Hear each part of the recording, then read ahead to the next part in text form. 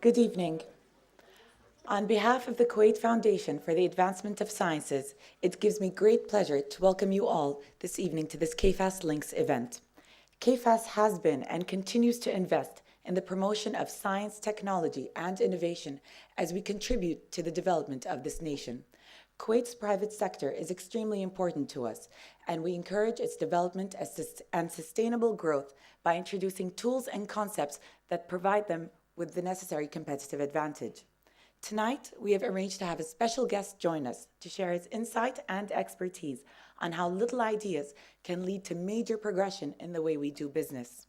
Tonight's talk will focus on the complementary nature of innovation when applied to product enhancement and how we can transform goods and services into compelling, unique, and valuable offerings. So without further ado, please join me in welcoming Professor Dave Robertson, Professor of Innovation and Product Development at the Wharton School of Business from the University of Pennsylvania. Thank you. Thank you. And thank you to KFAS for inviting me to come speak to you tonight. So yeah, we're going to talk about innovation. And usually when we do an innovation talk, we see stories like this of encyclopedias being replaced by Google, of traditional film cameras being replaced by the digital camera, of course, the BlackBerry, and of Amazon being replacing everybody else. And we're told, and I read all these books, that we have to disrupt ourselves before somebody else does, that disruption is the new normal in companies. While I think that disruption is something that we should pay attention to and is real, I think that too often we look for disruptive solutions to problems when there are other solutions closer at hand. I wrote a book about Lego, and Lego is a wonderful story because they were convinced that they were about to be disrupted, and they tried to respond to it in every possible way. And when they looked for those, revolutionary, disruptive solutions, that's when they almost went bankrupt. And so I wrote a book about Lego back in 2013.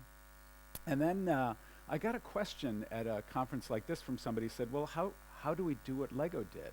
And so I wrote a follow-up book called The Power of Little Ideas, which used stories from companies other than Lego, from lots of different industries, from industrial, financial services, manufacturing. Companies about how you do this approach to innovation that's worked so well for Lego. And so I'll talk about both these books, about half and half on each one in our talk tonight. But before I do that, I want to talk a little bit about what we mean by innovation. That we're going to be talking about innovation and one company's approach to innovation, but until we agree on what the definition is, it's not worth diving into how to manage it. And so I'm going to show you some things, and just to get to know who you are, I want you to decide for me whether this is an innovation. I'm going to show you some things, and just by raising hands, tell me whether you think this is an innovation or not. And I'm going to start you with a hard one. So think about what your definition is. What does something have to be for it to be an innovation? The iPod. So the iPod came out in 2001. It was not the first media player without removable media. There was something called the Diamond Rio that had flash memory to store MP3 songs. So it came out then. It wasn't that different. How many would say that the iPod was an innovation? Okay. How many would say it was not? Okay. I'll look at this group of skeptics over here. Why not?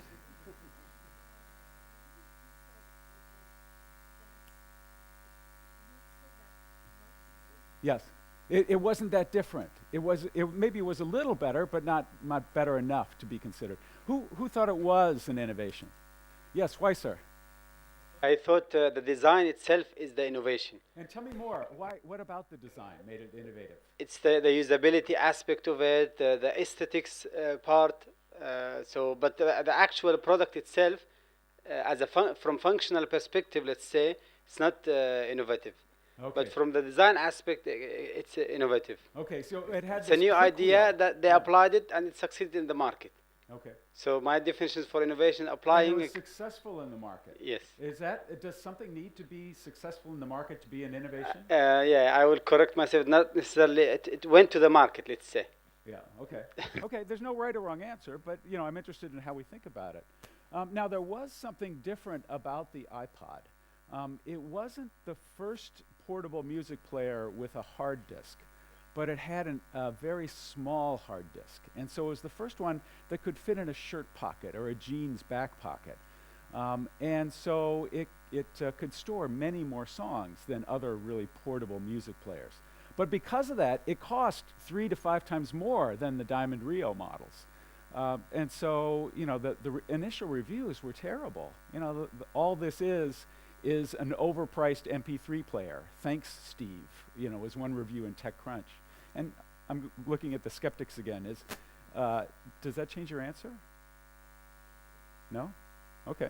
No right or wrong answer. What about iTunes? So iTunes, of course, was just an MP3 management system in 2001, but in 2003, 2 years later, they opened up the iTunes Store where you could buy music.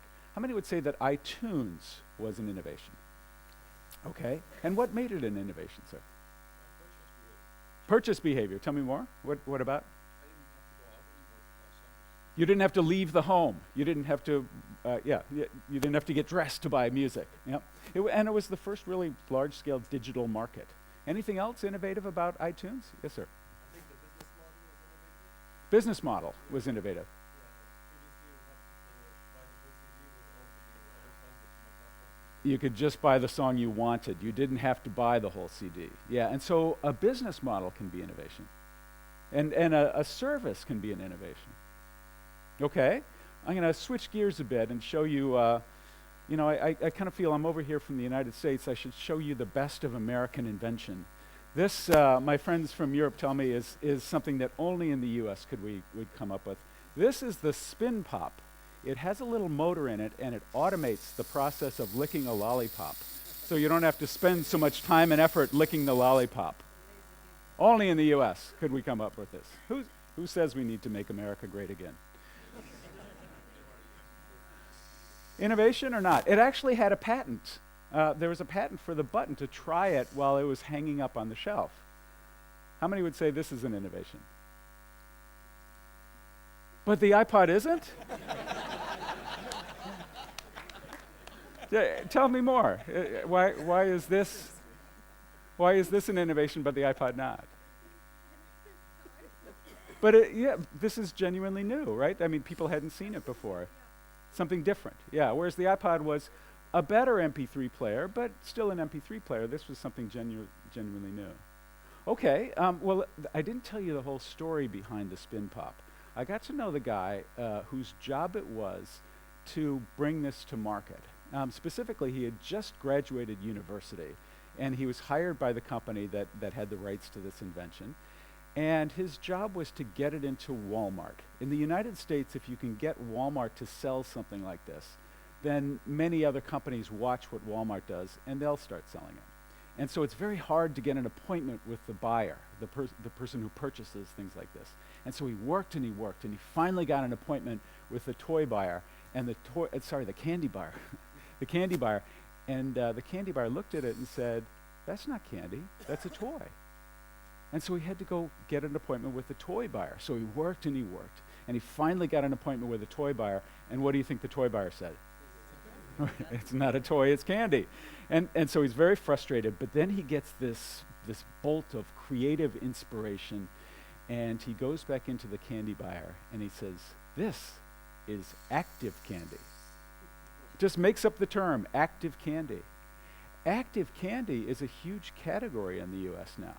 What this sparked was ideas for, if you go into any US store, next to the candy, and it's probably true here too, I haven't had a chance to check, but there are things with little LED lights or propellers or motorized things. Active candy is a big category. And so he kind of accidentally invented that. But that's not where the story ends. Because they sold the rights to this to Hasbro for $2 million, the toy company. And he walked into his boss's office, who also happened to be his father-in-law, his wife's father. And he said, "We're rich. We just made millions from this invention." And his father-in-law basically said to him, "No, I'm rich. You're on salary," which changed the relationship a bit. And so he ended up leaving, and he was trying to decide the next thing to do. And he went into he said, I was at a pharmacy called Walgreens, which also was a convenience store. He said, I was looking at the dental care aisle. The cheapest electric toothbrush was $70 or $80. This was $2.99, just less than $3. And so I think you know where the story's going. He goes back, he starts experimenting, and comes up with the spin brush. This was the first electric toothbrush, less than $50. They brought it to market initially for $5, $4.99. Cheap enough that if you're using a traditional manual toothbrush, you'd spend a couple dollars more to get this. They tried to sell this to Colgate. Colgate said, no, the total market for electric toothbrushes is maybe 10 million units. They brought it to market themselves. They patented the Try Me button, as well as some other patents that actually they didn't use later.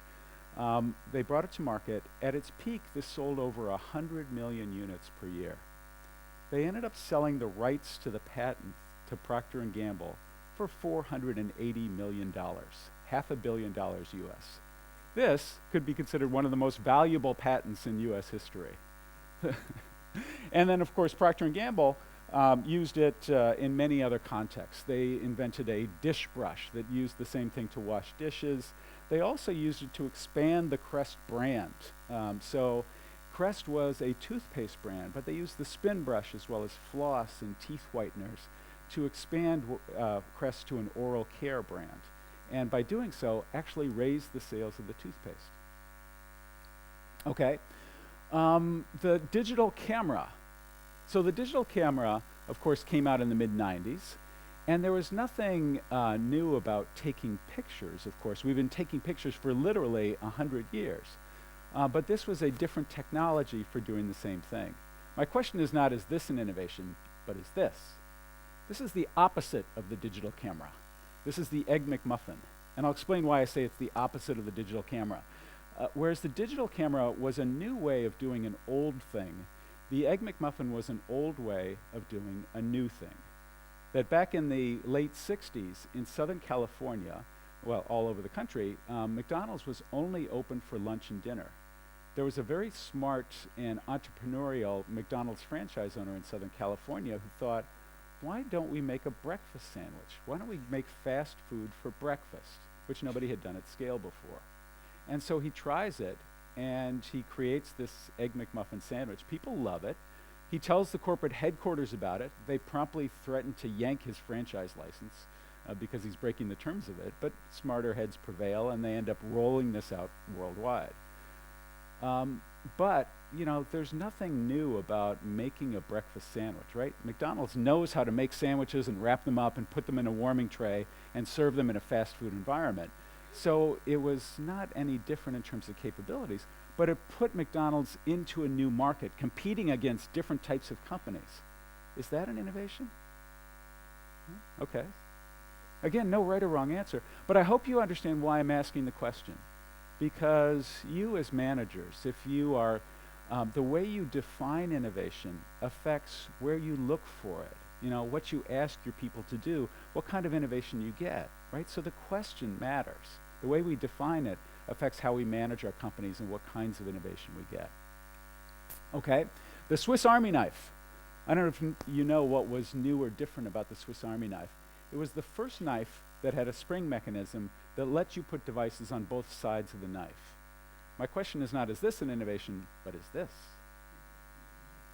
85 different tools, 28 screwdrivers, fingernail clippers, a compass, a cigar cutter, pliers. Innovation or not? How many would say yes?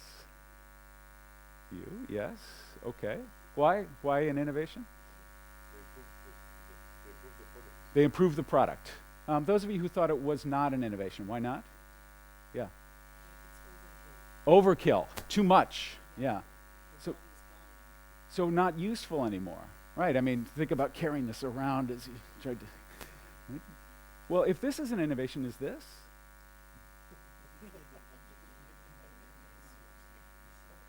Or what about this? This is for Control-Alt-Delete on an IBM PC. These are creative ideas. This is to put your pets to work cleaning your house. These are creative ideas, but are they innovative ideas? What's the difference between creativity and innovation? What does something have to be for it to be an innovation and not just a creative idea? And no, this doesn't work. Don't try it at home. Useful, smart, practical, solves a problem, valuable. Okay, thank you. Yeah, yes. What I think is the creativity is using something is available to do another thing, Uh-huh. while invention is creating a new product by all of uh, all So creating something new and yes, useful totally and new yeah. idea. Okay, thank you. Okay, sildenafil. So this is an interesting story. Sildenafil was a drug to treat high blood pressure. And so it went through the early trials, it went through the animal trials, it went into human trials. They gave it to people to try who had high blood pressure. And it didn't work. So they asked for the samples back. They found they had difficulty getting the samples back, and there was an unexpected but not unpleasant side effect. They reintroduced the drug as Viagra, and it became a multi-billion-dollar success. Is that an innovation? It was an accident. How many would say that's an innovation? A few? Okay. Yeah? What's that? Accidental innovation, but is it still an innovation? It is. It is. Okay. Sometimes there's some enthusiastic yeses to that question. Yes, many innovations come from mistakes. Yeah. And I was doing the research. It turns out, and this is absolutely true, if you put Viagra in fresh flowers, they don't wilt as quickly. Absolutely true. So innovation, there's lots of different definitions. The one I prefer is a new match between a solution and a need. It may not be a new solution. It may not be a new need. But if you can bring those together in a different way, that's an innovation. Now, that's a much broader definition than we often see, right? An innovation doesn't have to be some revolutionary new product that changes the markets and disrupts the fortunes of the companies in those markets. That innovations can be, incremental improvements. They can be not just products, but services and business models and internal processes and channels to market, pricing methods. And also, I would urge you to separate the definition of innovation from whether something is profitable or not. And I'll go back to Apple for that example. Think about iTunes versus the iPod. If all Apple did was the iPod, would they be as successful today as they are? No, it's an integral part. But if you separate those two innovations out, one of them made profits for Apple, but the other one didn't. iTunes was profitless, right? Especially in the first couple of years when it was just an MP3 management system that they gave away. And then later, almost all of the revenues from the sale of music went to the music companies because Apple wanted to encourage that whole system of music, making it available. And so they didn't want to drive people away by charging too much for the music. So that was a profitless innovation, but a very important one for Apple. Okay, so I love this example of a match between a solution and a need. This is Bart Weegents. So Bart, I met in Bahrain. He is a Buddhist, Zen Buddhist priest. He was trained as a product engineer, and he created this wonderful match between a solution and a need when he discovered that he could train rats in Africa to sniff out landmines in former combat zones. That especially in poorer countries, they couldn't afford the very expensive ground detecting radar and sniffers that would detect chemical signatures, and had to use metal detectors, which are very ineffective for finding landmines. Many landmines, especially the newer ones, don't have much metal. And also, for every piece of metal you find, for every landmine you find, there's 1,000 pieces, literally 1,000 pieces of metal you find that aren't landmines. So the false positives are very large, number of false positives. He trained rats, the giant African pouched rat, it's about this long without the tail, to sniff out landmines. And he found that a trained rat can detect more can cover more territory in 20 minutes than a trained person with technology can do in 2 days. There's the rat finding a landmine. And when it finds a landmine, it gets a treat from the handler. So it's a wonderful example of a match between a solution and a need. He proved it out in Tanzania and has since rolled it out to other African countries, and also in Asia as well. Now, I'm a business school professor, so it's in my contract. I have to show you a matrix. I'll try and not to make it too painful. But if you think about innovation as a new match between a solution and a need, you can think about the solution as being more or less radical and the need as being more or less radical. Right? So along the horizontal axis here, if this is a technology, a method, a process that we understand and we use now, it would be over on the left side of the matrix. Whereas if it is new technology that we haven't seen before, it's on the right. And similarly, if it's a market with a set of needs that we really understand, it would be on the bottom part. Where if it's a new need or new market, something latent and unserved, then it'd be the top part. Where would the rats be to sniff out landmines? That's over on the right? It's a disruptive innovation. If you were making those ground-penetrating radar to detect landmines, then this is a different solution that might possibly disrupt your market. The digital camera might be down there, right? We've been taking pictures for a century, but of course it was a different technology for doing it, whereas the Egg McMuffin would be up there. And what would you put up in the upper right? There's lots of interesting biotech technologies. I put 3D printers up there, although they're kind of moving down and to the left in the sense of the technology is changing so rapidly and we're finding new needs for them all the time, and so we're trying to discover what these things are good for, and new applications are popping up all the time. Well, often we're told in talks like this that if all we do is stay down at that lower left, if all we do is incrementally better versions of our current products for our current customers, then we're going to become commodities and irrelevant in the market. Profits are going to drop, and life will become miserable. That we have to move out and explore these new revolutionary innovations. We have to try to disrupt ourselves before somebody else does, or explore new blue ocean markets. Well, Lego tried to do that and almost went bankrupt. And so I'm going to tell you the story of a company that really failed at every type of innovation you can do, and finally hit on a formula that worked for them. I think a formula that has applicability for any industry. So I spent about 5 years wandering around the world of Lego, and I got to know the company and its customers quite well. This was an amazing construction. This was the inauguration of Barack Obama in Lego. And the detail is incredible. You can see up here, this is Aretha Franklin singing the national anthem. Down here, you can see Barack Obama being sworn in by Chief Justice Roberts. But my favorite little detail is George Bush Sr. has fallen asleep during the ceremony. Of course, there's been joke examples of products. You can build a wall out of Lego. This woman built an amazing Harry Potter castle out of Lego with little dramas from the movies being played out in different parts of the construction. James May in the UK built a 2-story human-scale house out of Lego, something that we could walk into. And the amazing part was that the plumbing worked.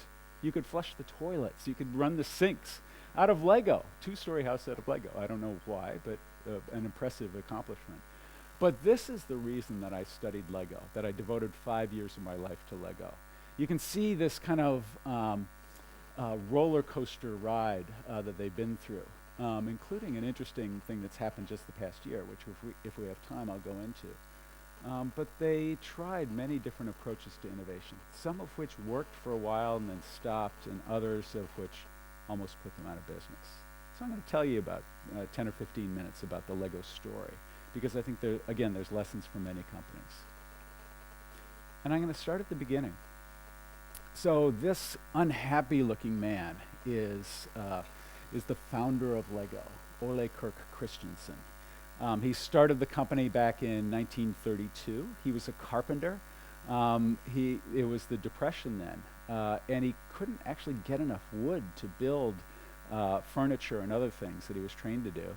So with the scraps of wood he was able to get, he built these toys, like this duck, and built them quite high quality. The motto up there, "Det beste ikke för good," what that means is the best is only good enough, right? If we make it the best, that's only good enough for our customers. So very high standards for quality.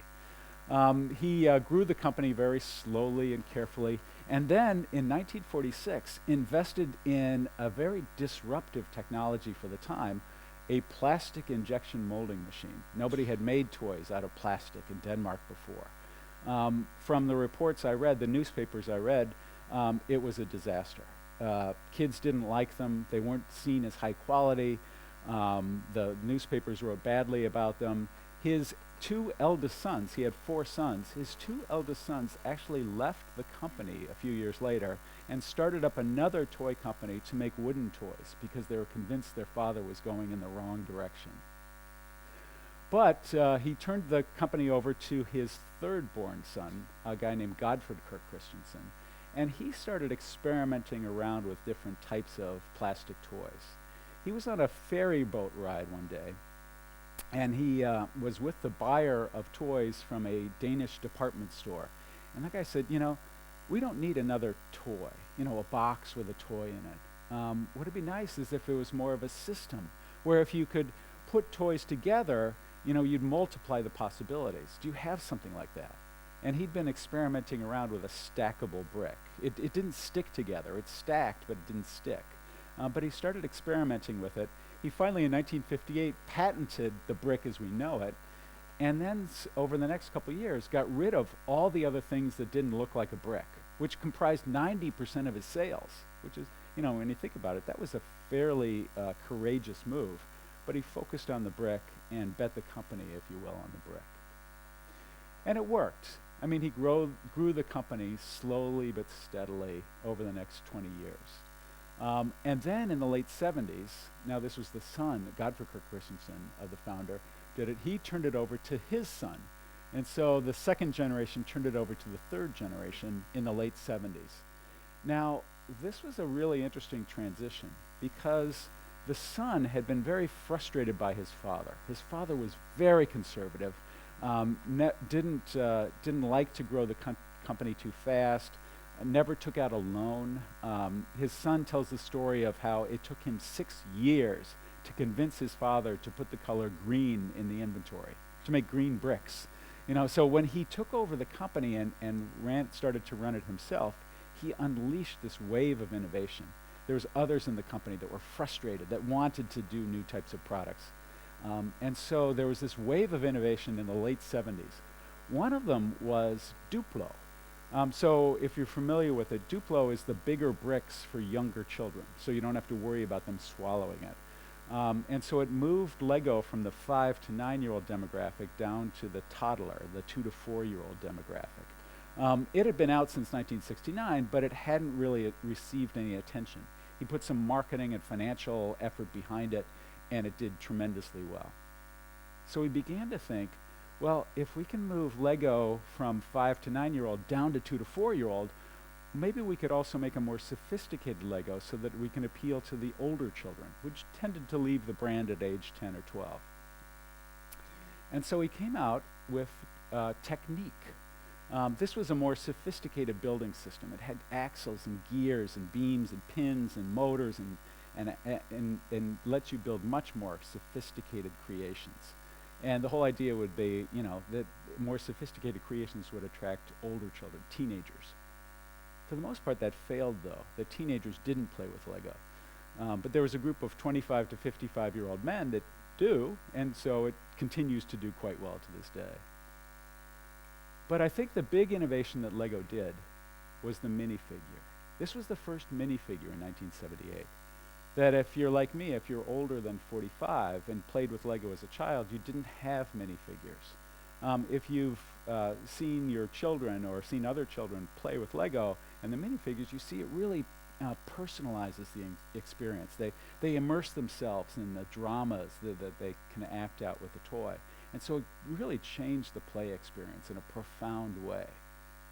And so one other innovation, though, was that in 1978, they introduced the first fantasy sets. So before 1978, Lego was always set in present-day towns and cities that kids would recognize. But in 1978, they introduced this castle set and the space set that really transported kids to entirely different contexts. So these four innovations, the Duplo for younger children, the Technique, the minifigure, and the fantasy sets, vaulted Lego on this golden period, 15 years of 14% annual growth. They doubled in size every 5 years for 15 years, just putting out a better Lego set every year, right? And so it was a golden period of incremental improvement, just putting out a slightly better Lego set or slightly different Lego set for the same customers. They expanded some geographically. They tried different themes like Wild West and pirates, but it all worked quite well. And then it stopped. In the mid-90s, sales stopped. There's only so much you can do. There's only so many meters of shelf space in toy stores around the world. And so, they began to worry. Maybe this, this was a wonderful 15 years, but, maybe the next couple years are not going to be as kind to us. Now, what would you do if you were running the company? So you're the grandson of the founder, you're chairman of the board, you're CEO of the company, you control the family fortune for this Danish company. What would you do in response to this? Cash out. No, that wasn't an option. The family wouldn't let that happen. But a common reaction is that if one new set is good, then two new sets is better. And so that's what they did. It's what Jim Collins calls the disease of more, right? That you're so good at putting out sets of Lego that you just start to accelerate that process. I got the catalogs and I counted. There was 109 new Lego sets, and I'm switching axes here, right? So this is sales. There's about 5 to 7 Danish kroner to the US dollar. So it would be, 15 to 20 for the dinar. And I'm switching here. This is the number of new toys. There was 109 new sets of Lego in 1994. There was 347 in 1998. Go from 109 to 347, tripling the number of toys they come out with each year. But sales don't go anywhere. What do you think happens to costs? Right? What happens to profits? First loss in company history.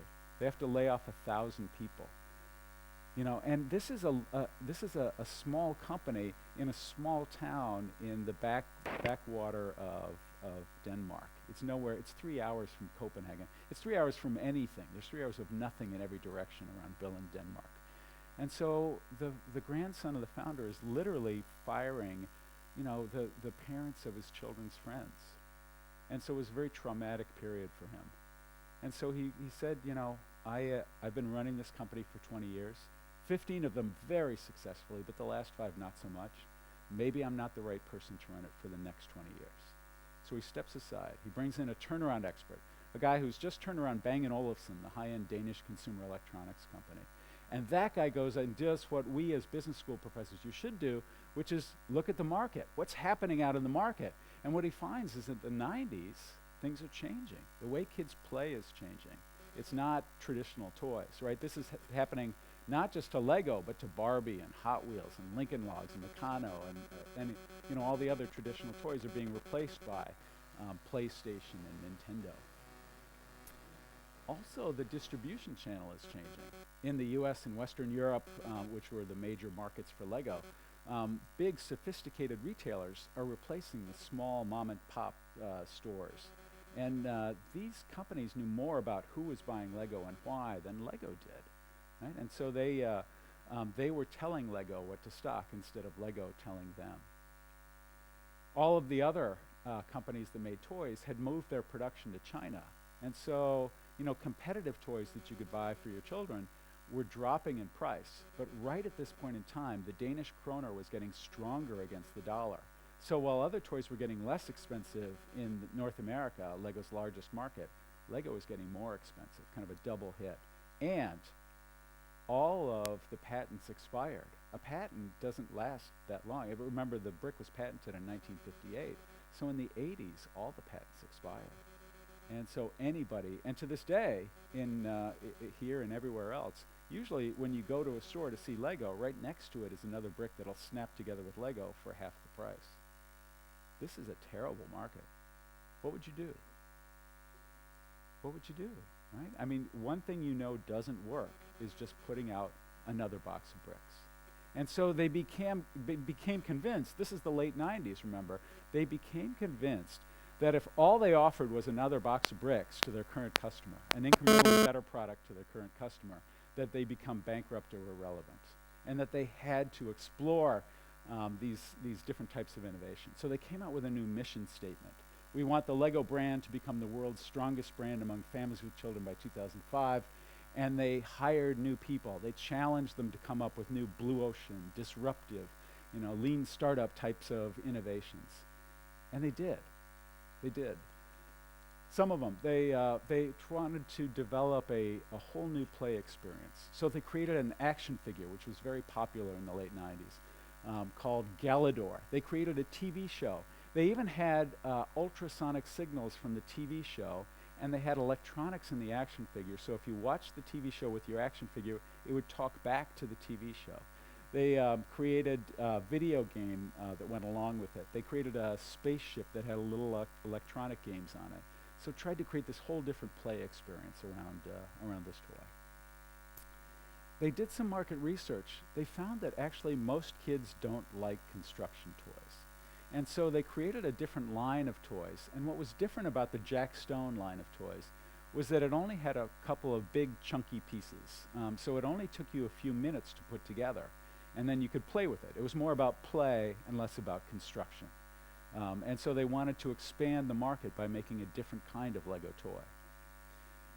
They created toys for toddlers that were electronic toys. And so the one on the left here was a music roller. A toddler would drag it behind them, and it would play a song, and it would play a different song depending on what you plugged in the center there, what that mushroom was. The one on the right was a story builder. You'd plug in cards, and depending on the order you plugged them in, it would tell a different story. So trying to create a whole different type of toy for the younger generation, the 2 to 4-year-olds. They had a Legoland theme park in Denmark since the 60s, but this was a really different kind of play experience for people that go to theme parks. If you've been to a Legoland, you'll know that it skews younger. Whereas other theme parks have scarier rides, the Lego rides are more gentle, targeted more to that 5 to 9-year-old demographic. So they opened up Legolands in the UK and the US and in Germany. They came out with this, Bionicle. It was a box of plastic pieces that snapped together, but it didn't look anything like any Lego before or since. And they even came out with a virtual Lego building experience, something called the Lego Digital Designer, where you could take virtual pieces and snap them together, and they later connected it to a fulfillment operation. So you could upload your design, and they'd mail you just the pieces you needed to make that product that you designed. Really amazing. So you could actually play Lego without any plastic bricks. And lastly, and it may not seem like a big revolutionary play experience, but it actually was one of the reasons that Lego almost went bankrupt. In 1999, they attached their toys to somebody else's story for the first time in their history. 1999 was episode 1 of Star Wars, the first episode in the second trilogy. And that was the first Lego Star Wars toys. And then, of course, later they came out with Lego Harry Potter. In 2001 was the first Harry Potter movie. And so they did some Lego Harry Potter toys. That got them into a market of a new market that they hadn't been in, right, tying their toys to somebody else's story. And you could see it all worked until it didn't. The drop from 2001, where they crossed the 10 billion Danish kroner mark, to 2004 is almost 40%. They went from 10.1 to 6.3, and they almost went bankrupt. I'd ask you, what did they get wrong? Right? They thought if all we offer is another box of bricks, we're going to become irrelevant, if not bankrupt. Was that wrong? Again, many companies are facing this as they have challenges in their markets from new types of competition. And so, many of you, if you haven't faced this type of question, you will. And Lego's response to it almost bankrupted them, by chasing the disruptive, by sailing for blue oceans, etc. It almost put them out of business. But they learned something from that brush with bankruptcy. I'll tell you what happened with the toys. These set of toys, I think actually were very good toys. It's just that they weren't Lego toys. That people would see them in the store and they'd get confused. This isn't Lego, and they'd walk away. A brand is a great thing, but it lets you do some things but not others. Jack Stone, it's kind of easy to see that in retrospect, that if you make a Lego toy for kids that don't like construction toys, it's not going to end well, right? I mean, they don't buy Lego toys. That the people that do buy Lego toys are the ones that want a construction experience. They want to take an hour, a couple hours building something for that pride of creation. And these toys that could snap together in a couple minutes, they actually turned away their best customers at a time when they needed them most. Galador, I looked it up. They got themselves into a business they didn't understand. When they went out to Hollywood and commissioned this TV show, it was so bad that almost everybody who acted in it never acted in anything ever again. It wasn't just bad, it killed the careers of the people in it. And also, it wasn't very Lego-y. Nobody wanted an action figure from Lego. And Star Wars, as much as it seems like it would be a great fit with Lego, and it was, they didn't understand the business. So in 1999, they didn't make enough. And it came to December when Lego sells a lot of toys. The shelves were empty. You couldn't buy one of these because they didn't make enough. So what do you think they did the next year in 2000? They made more, right? But there was no movie. And so demand dropped, and all of a sudden you've got all these extra sets that they're discounting and putting on the discount table. And then in 2001, there was the first Harry Potter movie, and those do quite well. 2002, there's a Harry Potter movie and a Star Wars movie, but there's no movie from either franchise in 2003 or the first half of 2004. Sales fall off a cliff. 94% of the products are unprofitable, and the company almost goes bankrupt. But they learned something from that brush with bankruptcy. And I'll show you what they learned through these toys, but actually I want to show you first through a building challenge. Now, some of you who got here earlier and sat up closer were given 6 pieces. I'd like you to take out those 6 pieces now. Unwrap your kit. I'm going to give you a building challenge. So your challenge is to take those 6 pieces. You can't look at the people next to you. You can't trade pieces. You can only use your 6 pieces. Build a duck. You have 1 minute. Build a duck. The game begins in 3, 2, 1.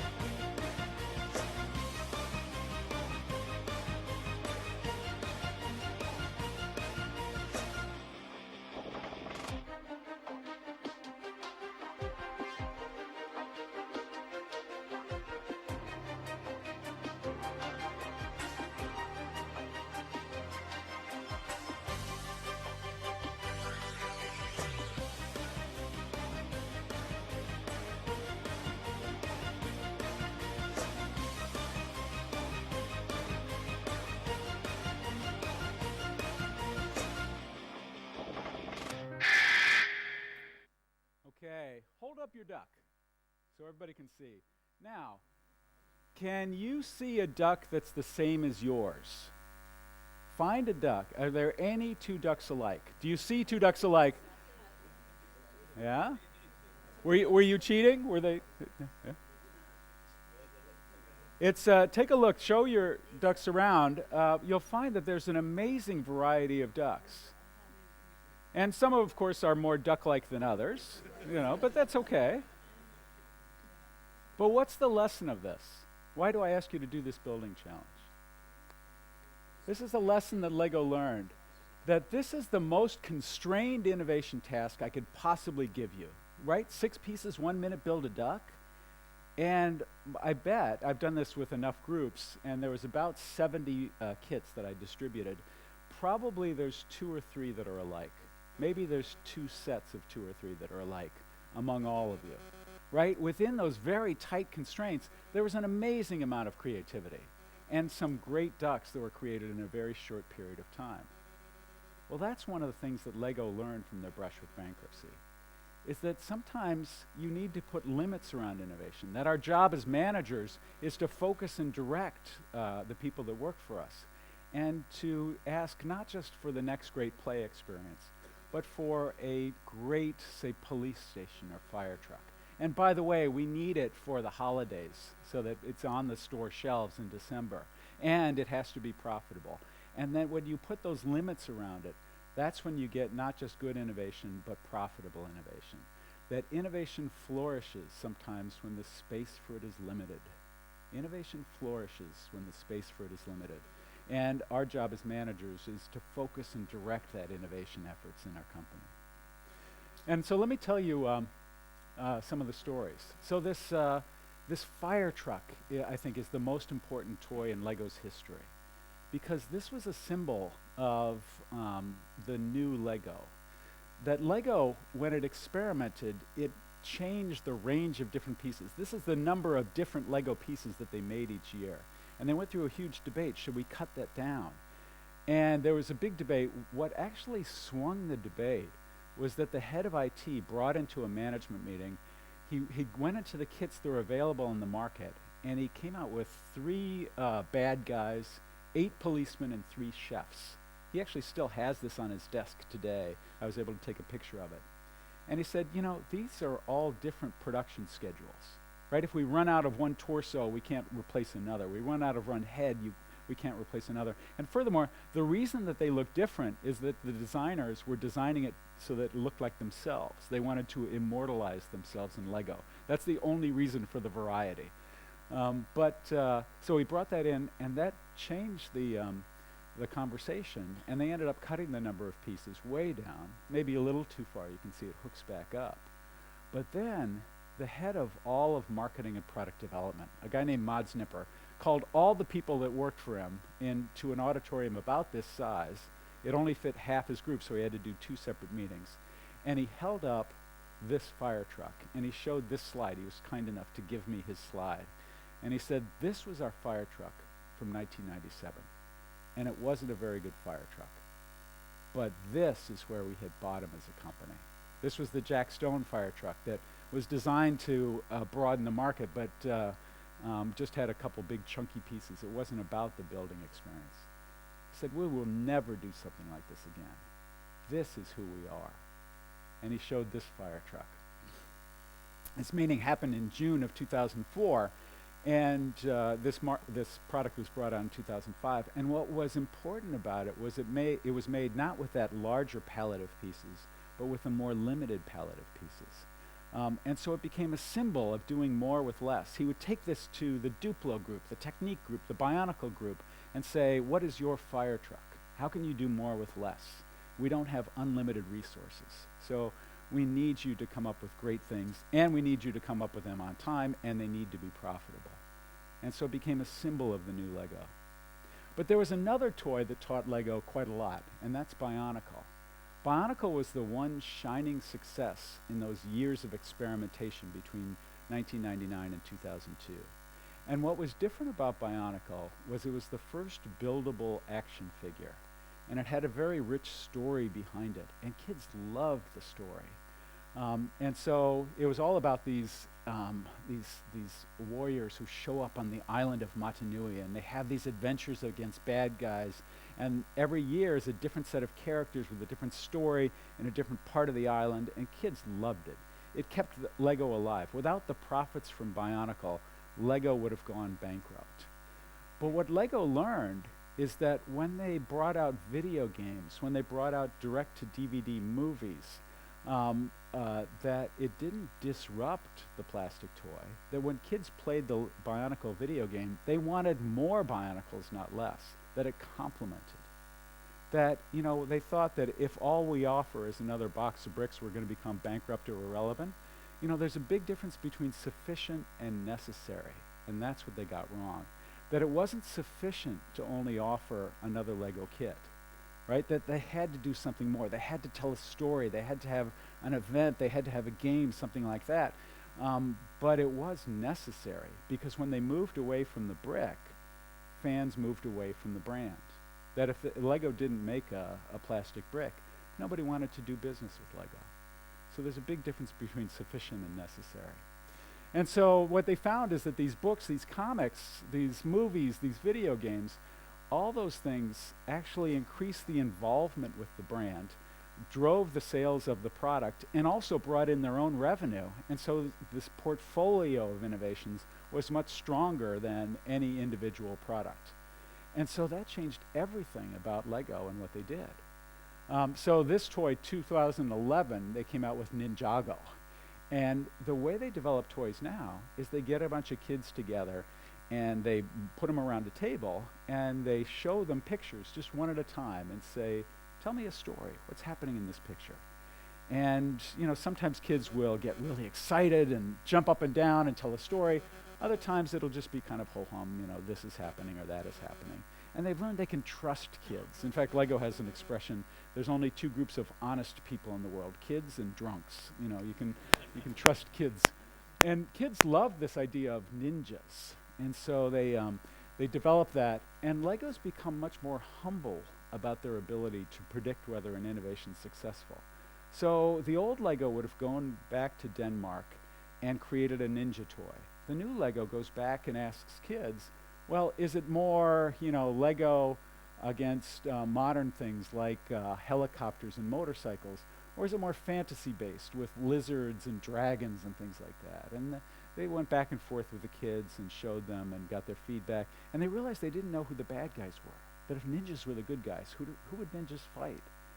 And they went to the 7-year-olds, and the 7-year-olds had a really clear answer. You know, they showed them who would be the bad guys. Who do you think, by the way? Because the feedback was really clear. Skeletons. It had to be skeletons. 7-year-olds, you know, they have this logic. It had to be skeletons.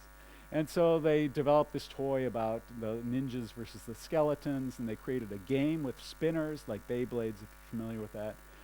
They created a TV show, a video game, a comic book, events at the Lego store where kids could compete against each other in this spinning game, and the whole thing was tremendously successful. So Lego realized it couldn't just do a box of bricks. It had to innovate around the box. And you can see this now happening with the movies. The Batman movie, you know, of course it was this, you know, full-length feature film featuring Lego Batman, but it also had the toys in the store. It had comic books. It had video games. It had, Batman has his own Instagram channel. There's a Facebook page for Lego Batman. There's a Snapchat lens. Batman's more up to speed on social media than I am. If you talk into your iPhone like it's Batman's iPhone, it'll respond to you like your Lego Batman. There's a little Easter egg in your iPhone. You should try it in your language. It might work. And there was events at the Lego store. There was Happy Meal toys at McDonald's, etc. And it made the box of bricks irresistible to kids. And so, you know, none of these things now for Lego, you know, creating a story, having an event at the Lego store, creating a game, all that, none of these is really that difficult or risky. But all of them together make the toy irresistible for kids. And so this isn't innovating inside the box, and it isn't innovating outside the box. It's innovating around the box.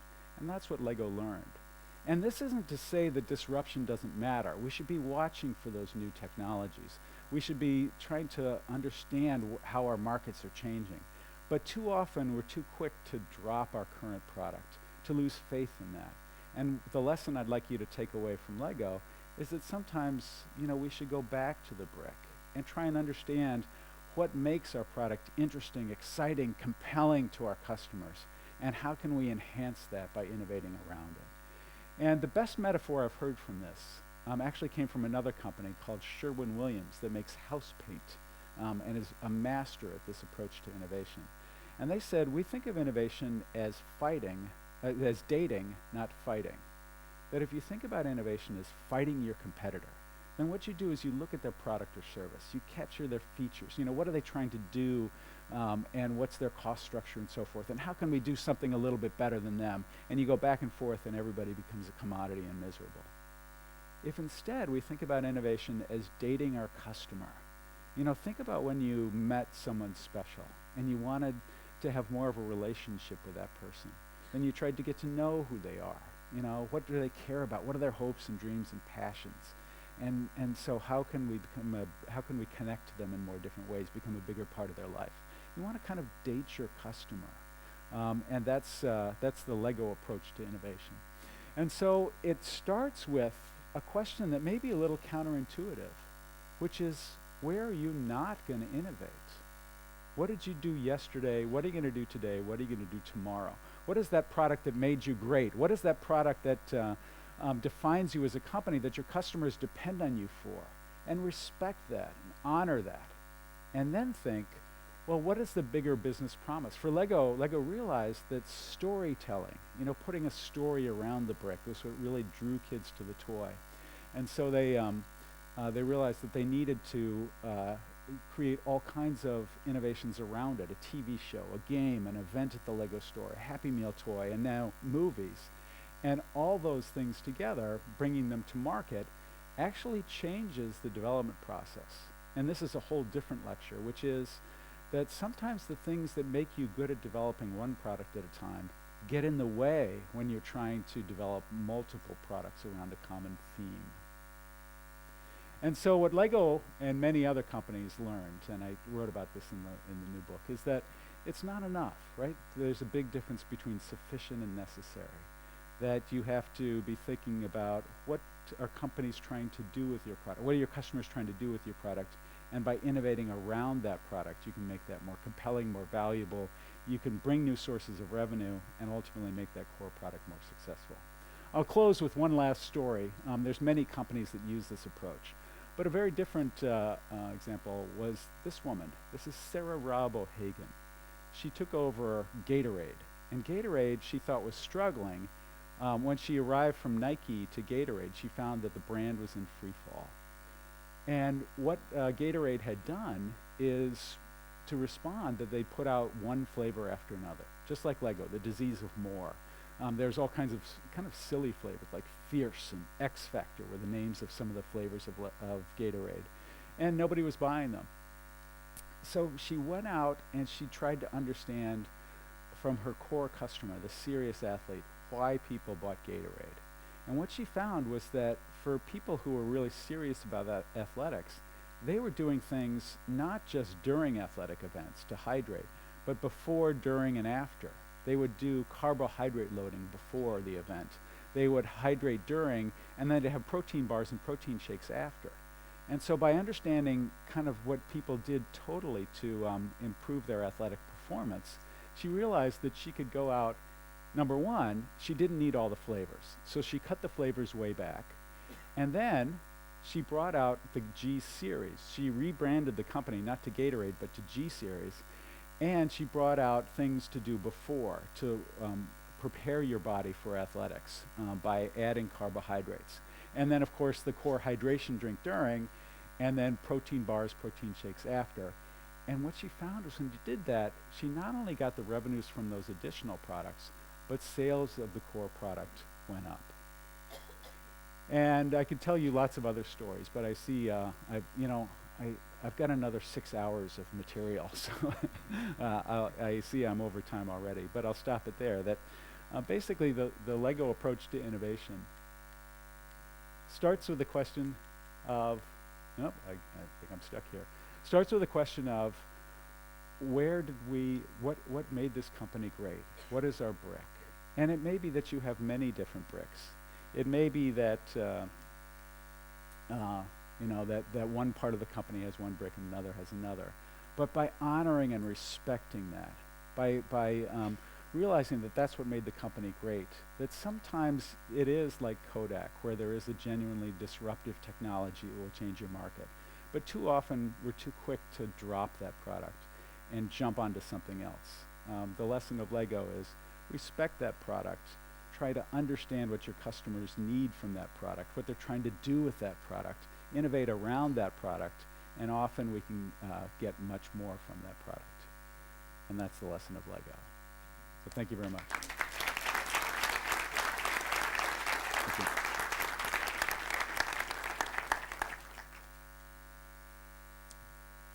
Yes, I'm happy to, like I said, I've got another 6 hours of slides, so I'm happy to stay and answer questions, but by all means, if you wish to go, then feel free. Yes, sir. Welcome to Kuwait, and thank you for the story. Just a quick question. You haven't mentioned Lego Mindstorm series. I mean, it had a lot of value into education, Yeah. from K through 12 and higher education. Did it have any positive contribution to the growth of the company? Yeah, By any so way? Lego Mindstorms is a robotics kit, and actually a very sophisticated robotics platform that Lego started developing in 1998. And it doesn't make much money for Lego, but it's quite a good brand building experience. But their version of Mindstorms that came out in 2006 was really important for the company because it opened up the company. That when they were really struggling for resources, Lego had been a very kind of closed company. And when they were trying to develop the next generation of Mindstorms, which started in 2004, right at the bottom of their financial performance, what they found was that they needed the help of their customers. They couldn't do it alone. They actually had a couple of layoffs and fired many people who knew about the toy. And so what was important about Mindstorms was not just it's a really interesting toy that helps people see Lego in a much more sophisticated way, but also it opened up the company and helped the company realize how powerful customers were, how much they had to offer. And that led to lots of other things, such as the Lego Ideas competition. There's now a website that if you have an idea for a Lego toy, you can submit it, and if it gets selected, they'll give you 1% of the revenues. People have made tens, even hundreds of thousands of dollars from their Lego toy ideas. You can just go to ideas.lego.com, and that came directly from the same people that were on the Mindstorms team. Another question. Yes, ma'am. I have a question. So Kodak, Polaroid, and Nokia. The common denominator between all three companies is that they didn't innovate. They just stayed more along the same lines. But Lego tried to innovate too much. How do you know should I innovate? When do I innovate? When should I release new products? Like Kodak, Polaroid, they didn't, and Lego did, and that they all failed at a certain point in time. Yeah, and I think the key, and I think we're realizing this from a lot of different sources, the key is to be humble about your ability to predict whether something's going to be successful. Lego's brush with bankruptcy was wonderful in that it removed some of the arrogance that was in management. And so, now they're constantly trying experiments for new digital play experiences. There's something called Lego Life now, which is kind of like a mashup between Instagram and Facebook, but it's appropriate for kids. You don't have to worry about obscenities or about bad actors or people. It's a very safe environment online for kids. So they're constantly doing experiments like that. The latest toy, I think you can buy it here, is called Nexo Knights. It has an integrated app, and there's a game that you play with that. It hasn't been that successful. I mean, my sense about these digital offerings is that we buy Lego for our kids because we want to get them off the screens, right? But they're always trying because they're concerned about being disruptive. And I think that's the right approach. It doesn't mean that they're not continuing to develop great toys. They have the main part of Lego, which is coming out with the next great set that's going to really get kids excited and continue their revenues. But they're experimenting over here with all kinds of new play experiences and seeing what works and what doesn't. And what I find interesting about that is that the things that seem to have been successful that bring them into new markets are, number one, the movies. Those have done quite well for them. But also the experiences. So how many of you have been to Legoland Dubai? Very many, right? They're also doing smaller versions of this in the US and Europe, where they'll take over, you've probably heard that companies like Sears and Macy's and JCPenney, the department stores, are going out of business, that retail is suffering. Well, Lego will take over that space and turn it into an indoor playground. Kind of what, I visited the Avenues, and you've got these kids' indoor playgrounds that are very safe. You don't have to worry about your kids wandering off. Lego does a Lego-themed version of that in these department stores that have gone out of business. That's proved to be very popular, and quite a good revenue enhancer for them. And so they're doing these experiments, and what we as customers are telling them is that we don't want Lego to go digital, but that we do want them to continue to kind of, going back to that 3x3, we don't like it when they go right, we like it when they go up, when they bring that Lego experience into different domains. And so we don't want them to compete with the game makers, with the digital toys. But if they go up more toward Disney and Universal Studios, that's where we tend to reward them. And so they're constantly doing those experiments, and I think we're telling them very clearly where the future opportunities are going to be. Yes, sir. I'm the Meccano generation. Do you know Meccano? Yeah. Okay, nuts and bolts and electric motors, and you can build parachute jumps. I remember fondly, yeah. I was never attracted to Lego, but Meccano is something that really, you can get your teeth into it. Yeah. What happened? How come? I don't know. I never studied. I was also a Meccano fan. I haven't tracked that. Strange. Yes, sir. Excuse me, I have general remarks about the lecture, I thought, you will give us some kind of introduction about the socio-economic or social setting that encourages innovation and creativity. For an organization or a society to be innovative, there are certain requirements, certain standards or norms that encourages innovation and creativity. And I'm sure from your experience studying companies and individuals, you found out also there are some common denominators between these companies and individuals who are creative and innovative. So I thought, there is too much emphasis on Lego and we forgot the whole picture, the big picture. Okay. Thank you. I tend to get caught up. One time I did an executive program with a group kind of like you, and I read the reviews after, and they said, that guy likes Lego a little too much. What I'll take from that comment is a question, right? So what does this mean inside the company? And one thing I want to say is that this is not the best way, the only way to innovate, right? I mean, I think the most important type of innovation is just taking your product and making it continually better, faster, cheaper, whatever. Developing that product aggressively and well. That's the most important type of innovation, and you can never lose touch with that. Now, also, you want to look at how can we go into new markets, serve different market segments, satisfy different needs. You should look at those types of opportunities. How can we use new technologies? But what I'm saying is that core of the company, which is responsible for the product, often those people are kind of the boring old people in the company that aren't doing the exciting work. What I'm arguing from a cultural standpoint, from a social standpoint, is to respect those people, to honor those people, and to give them the opportunity to not just innovate in the product, but innovate around the product. And that may not sound like a big deal culturally or socially, but I think it actually is a huge deal. I think it can be very difficult for companies because the way we set up our companies often rewards what used to be successful. What we did is if we found a product to be successful, then what we did is we created roles and reward systems and financial systems to do that again and again and again. But if what you want to do is develop a set of complementary innovations around that product, you've got to have, say, product managers that have a broader mandate and maybe set up your business model to look at overall what are the profits. Think about, I'll go back to Apple. Think about what would have happened if Steve Jobs had made the iTunes a separate P&L from the iPod and rewarded whichever team made the most money.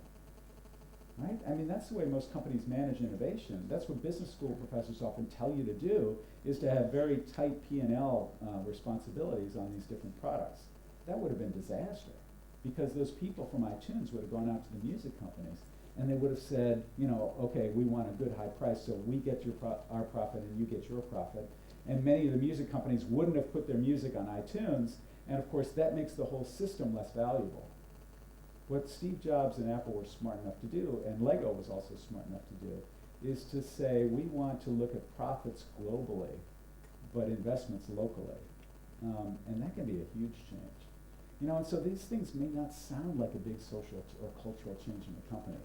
But what Lego found is that they were profound and difficult. It took them years to really perfect the system and change the roles, the reward systems, the governance in general inside the company. But once they did, that's when things really took off for the company. Yes, sir. I still could not understand what made them start with this big rise in this. What was it? It wasn't a new product. Practically, it was a variation of the product, so there wasn't innovation there.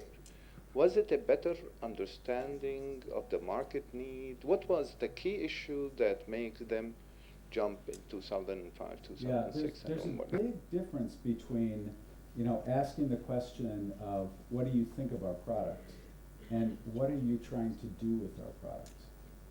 And by asking that question, by dating the customer, not fighting the competition, by trying to understand, you know, how do kids play?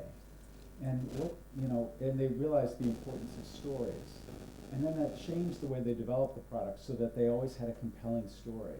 And then how do you tell that story? Well, you tell it through movies and video games and comic books and events and so forth, and later movies. And how do we come out with those products, and how do we partner with external companies to for movies and so forth? When they did all that, they started enhancing the number of revenue sources, right? So they got revenue from the complementary products, but it also made the core product more compelling and more successful. And so it raised the sales of the core product. There's a reason that Lego costs twice as much as other bricks, right? I mean, Lego's fundamental business model is it's something about a dinar per kilogram worldwide. That's about what Lego has to pay for ABS plastic. And they sell it to us for about 50 dinars per kilogram. That's the multiplier, right?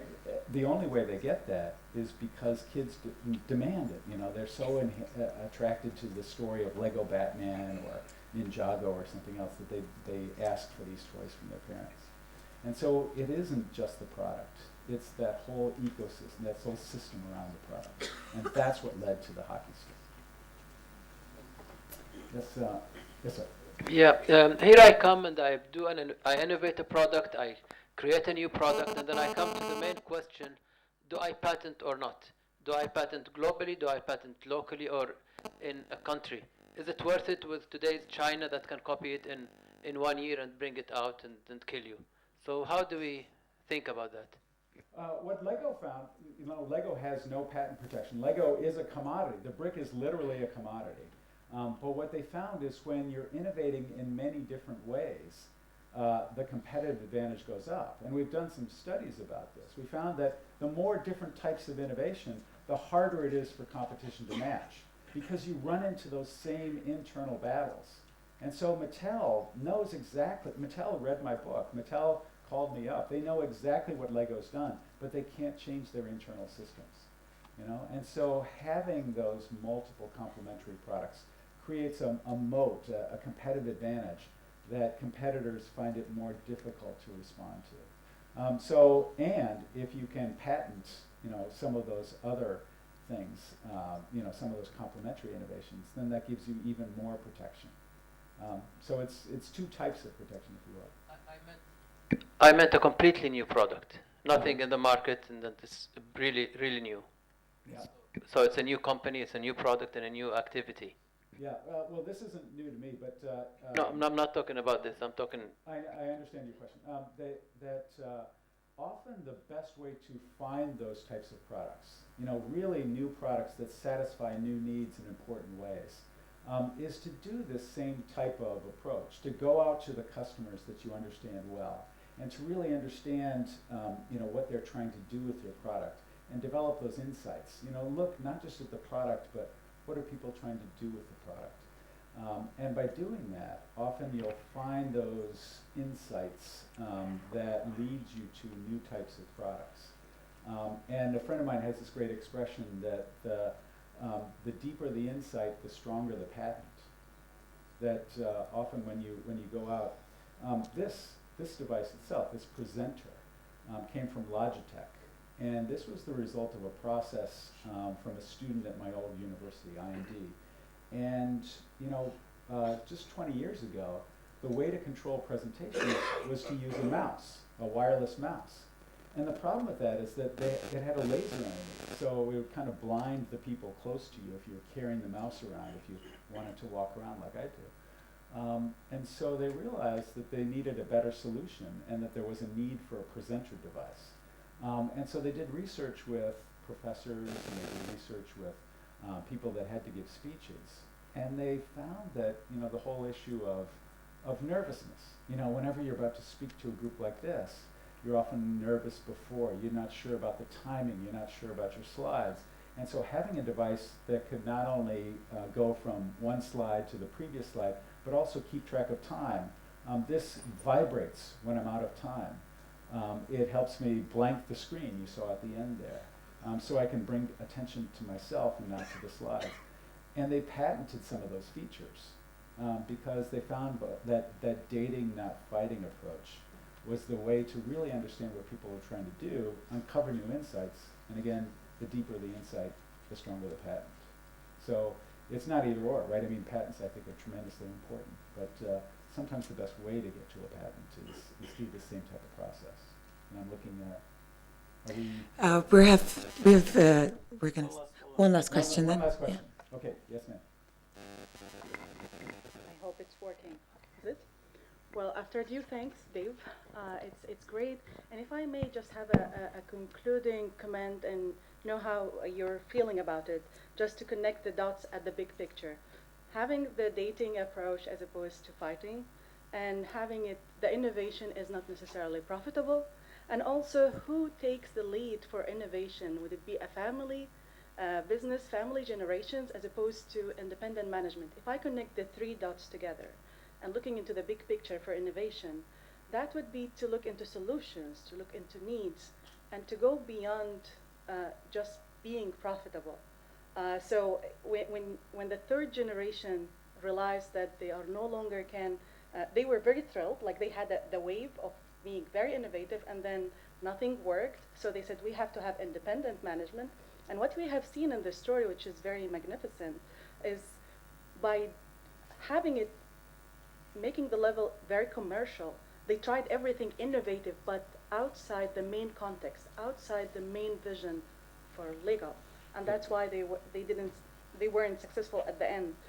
So I don't know how you feel about it, but keeping the big picture, keeping the main purpose helps innovation besides the time frame. Yes, yeah, a wonderful summary, and thank you. If you'd like to give the next version of the speech, I'll give you the slide. But the other thing I'd add to that is also, there was this focusing, right, that when you want to innovate around your product, and I've seen this again and again in different companies, that sometimes the best step is, let's look at the core product and start to get rid of all that junk, that we put around it to try and boost sales, but actually all it did was add costs, and it didn't attract any new customers. That disease of more, that I showed you that second example of Gatorade, because I thought they were an interesting example of a company that went through the same process of trying, just putting out one product after another. So that pruning process, once you understand what your brick is, and again, you may have many different bricks. It's better to use the term crown jewels. What are the crown jewels? That you may have many different crown jewels. And then focusing that. And then once you've trimmed that and made it really efficient, and maybe you change production and the processes there, That's what Lego did the first couple of years. And then and only then did they start to build around the brick. So there is that first step of pruning back before building around. Okay, so thank you. Thank you, Professor Dave. Thank you all for coming tonight. Thank you very much.